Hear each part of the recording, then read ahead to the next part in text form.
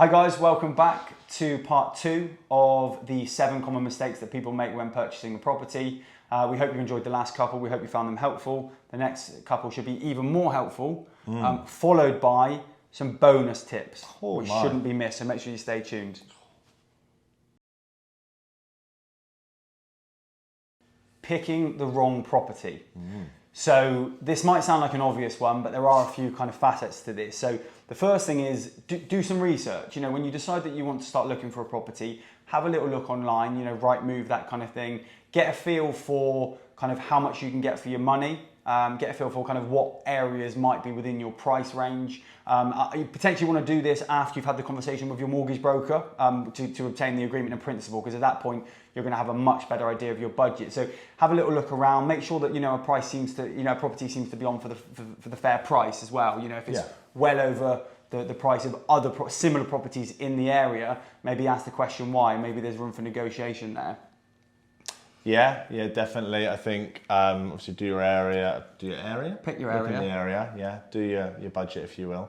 And then when you actually view the property itself, actually look at it. And that might sound stupid, but so many people go in and see that the living room looks like a nice living room and the bedroom looks like a nice bedroom, and you start to fall in love with the imagery of the property or nice sofa. Yeah, exactly. Oh, that TV looks good there. Yeah, but unfortunately you won't get the sofa or the TV. Very rarely. The decor doesn't matter. No, you know, exactly. And people can get sucked into that, but actually it doesn't matter. How the layout, the TV, the furniture, that's all going with the seller. You're buying the shell.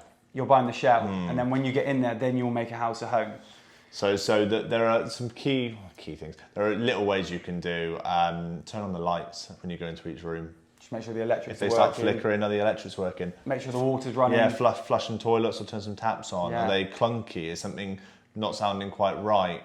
Check the windows. You know, do they work? Is there damp in the walls? You know, just the little things that even though you're not a surveyor, you should get kind of a good feel of how up to date everything looks within the property. Yeah, the property's a bit older roof as well. Possibly that's an expensive thing to do. Don't be disheartened if, you know, of course, a lot of, you know, some properties are going to have, no property is going to be perfect, but just look out for those things, because bear in mind that when you buy the property, any minor or major problems will become your problem. In terms of picking the right property as well, I guess, make sure, you know, it's in an area which is reasonable for you to potentially get to work. Make sure, you know, it's got enough, if there's a family of 5, make sure it's got enough bedrooms. It seems obvious, but people sometimes can just get sucked in. They'll like the look of a property and not actually look at the fundamentals of what's right for you. It's taking that emotion out, isn't it, I suppose? Try and take your emotion out, be objective, and that hopefully will piece together nicely. Good point.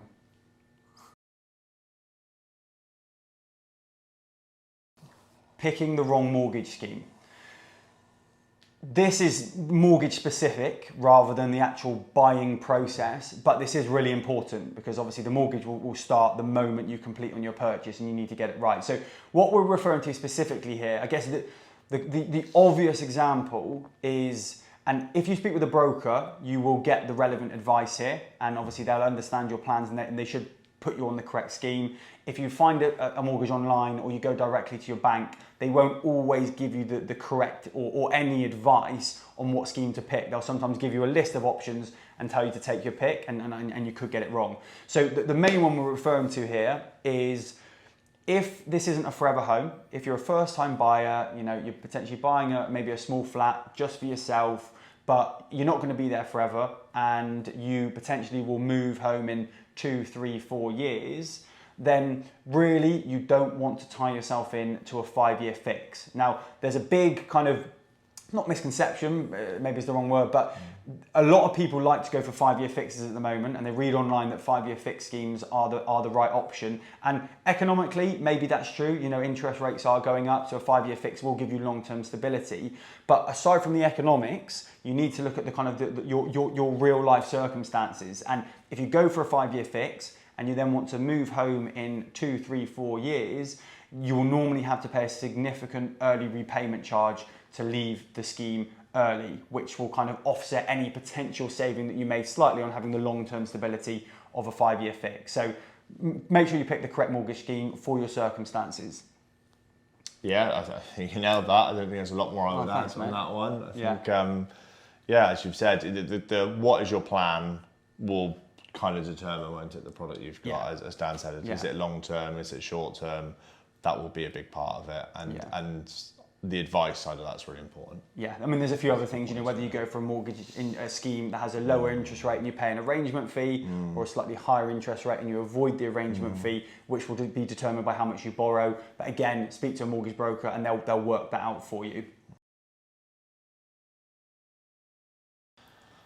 Not thinking about insurance. So the two main types of insurance that we're referring to here are, number one, your home insurance, also called your buildings and contents insurance. So I guess a bit of info on that, Kai. It's not too complicated, is it? No, it isn't. It isn't too complicated. It doesn't normally take too long to set up, but it can often be forgotten about until you get towards the end of the process, and then it can become more stressful than it needs to be. It's mandatory. But that's the important thing. Yeah, it is mandatory. Buildings insurance is mandatory. If you're buying a house, you will have to have buildings insurance. If you're buying a flat, it's normally included in some of the other charges that you have, such as a service charge or a ground rent. Although a lot of people will still look at a private contents insurance policy. Exactly. And the contents is the choice. Do you want to insure the things that you like? I suppose, but the house insurance in particular, mandatory and is needed, and your solicitor will be asking you for those documents as you get closer to the end of the process. So basically, don't leave it until the last minute. If you've not organised it, you're ready to exchange contracts and you've not organised it, it's just going to slow you down towards the end of the process. So you can start to look for a quote. Just make sure that you've got that in check and ready to go. Second type of insurance is the one that some people completely understand the importance of it and they actually ask us about it. Other people try and avoid it because it's an extra expense, but it's your life insurance. So your mortgage broker will give you advice on this, and the term life insurance encompasses a few different types of insurances. So the insurances that pay your family if you die, illness insurances that pay kind of a lump sum if you become ill, or other illness insurances that pay you a regular income if you're signed off of work. Every situation, every person is different, but most people should have some level of life or illness insurance. Protection, yeah, exactly. To make sure that if something happens to you, whether you die or become ill, you and or your family can either clear the mortgage or continue to maintain your mortgage payments and bills for the foreseeable future, bearing in mind that your mortgage is likely to last for the majority of your working life. Again, your mortgage broker will give you advice on that, but it's something that you do want to budget for and start looking at kind of early in the process, because ideally the insurance should be ready to start when you exchange contracts on the new purchase. Yeah, that one can take a bit longer to set up as well, can't it? Not so much from your end as a customer, but an insurance company doing their underwriting in the background, again, normally without you having to do anything, can take longer. Sometimes it can be pretty much instant, but sometimes it can take a little bit longer if you've got some health issues or they need to write to a GP, something like that. So again, that one is normally advised to apply in and around the same time as your mortgage, whereas your buildings insurance you want to be aware of, but maybe don't need to apply straight away. Yeah, absolutely. And finally, as an extra treat, we're going to cover just some of the bonus tips that didn't quite make the grade for having their own point, but are going to, for some of you, will still be very, very important. So, first one to cover.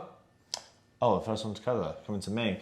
Do you want me to start? No, I'll go for one. I would say don't change your circumstances in the middle of your mortgage application, ideally. You can't always help it, but sometimes people like to change jobs, and sometimes that's okay. But in the middle of trying to get a mortgage for probably hundreds of thousands of pounds, it can cause a bit of a problem. Oh, we can wait. We can wait. That's you. Where were we? Yeah, so from applying for the mortgage and finding the property to getting the keys and moving in, the process can, and actually this leads us on to one of our other points, it won't happen overnight. It's not going to be a matter of weeks, it's going to be months. I think 6 to 8 weeks is considered very, very quickly, very, very quick, and for a lot of people won't be achievable, especially if there's an onwards chain. I think 3 months, give or take, is probably an average, but it can take longer. It can be a bit quicker, can take a lot longer if there are kind of delays. So make sure you've allowed for that. It's not going to happen overnight. If you're renting somewhere, don't just give a month's notice. You're going to need probably at least a few months. But I guess that back to Kai's point, in that window, if you change jobs, if you go and take out, go and buy a car with a PCP agreement, take out a big loan, that kind of stuff, really does need to be kind of declared to the lender and then they'll go back and reassess it, and you could jeopardize your purchase. So if you can avoid it, don't change your circumstances during the purchase. Yeah, I think we covered the length as well, didn't we, of how long it takes, would you say? Yeah, no, I did just cover that, yeah. No, I was going to say, just checking if there's anything else that you wanted to put in there. What would be next? So check your credit file is always a good one. Yeah, it's not compulsory, but if there's any question marks. It's not necessarily a mistake people make, but it could be it's something that can be useful. It can put your own mind at ease a little bit. And it's normally free and easy to do, so it kind of makes sense to. Especially if you've got any question marks, if you've ever had missed payments, if you've ever had disputes for a parking ticket, a mobile phone bill, definitely check your credit file, because if there are missed payments, default, CCJs, anything like that, it's going to have a big bearing on how much you can borrow. So any kind of uncertainty, check your credit file. You can usually get a free trial, so it doesn't hurt to check that.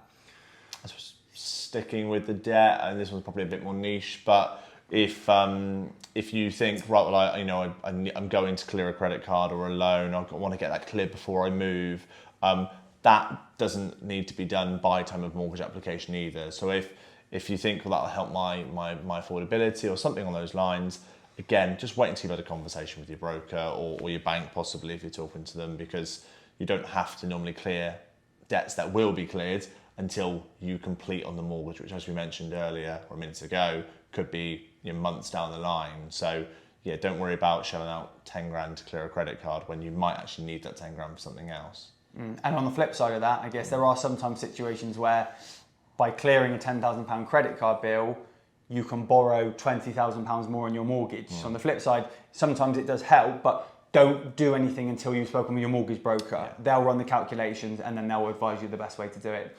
I can't remember anymore. Were there any more? There was one more that we had. What was it? It was when they're talking to the estate agents, to not necessarily think you have to use their broker or their solicitors or all of their services. It can easily get wrapped up in the process and feel like it's a mandatory part of what you need to do. You don't have to. By all means, if you want to entertain their conversations, you want to have a chat with them, by all means. But you don't have to use the services they provide. They are acting on behalf of the person selling the property, remember, not you. So you don't have to use any of the services unless you choose to do so. Without tarnishing all kind of estate agents with the same brush. I mean, some of them are great, some of them are great, but some of them can be quite pushy and they're really keen for, some of them we see do really try and pressure you to use our in-house broker, use our recommended solicitor, but you absolutely do not have to. I mean, look, don't get me wrong, if they seem to offer good service, great, you can use them. But a lot of the time, the in-house brokers might charge you a fee. There are other brokers out there that are fee-free. So again, you're allowed to use them, but never feel like you have to use them. You can pick your own solicitor and you can pick your own broker, regardless of which estate agent you buy through. That was a good point, Kai. Thanks, mate. That covers our 7 common mistakes plus bonus tips when purchasing a property. As always, any questions, you can either give us a call, number should be popping up somewhere, head to our website or leave them in the comments, and obviously like and subscribe the video, and hopefully we'll see you next time. Thanks a lot.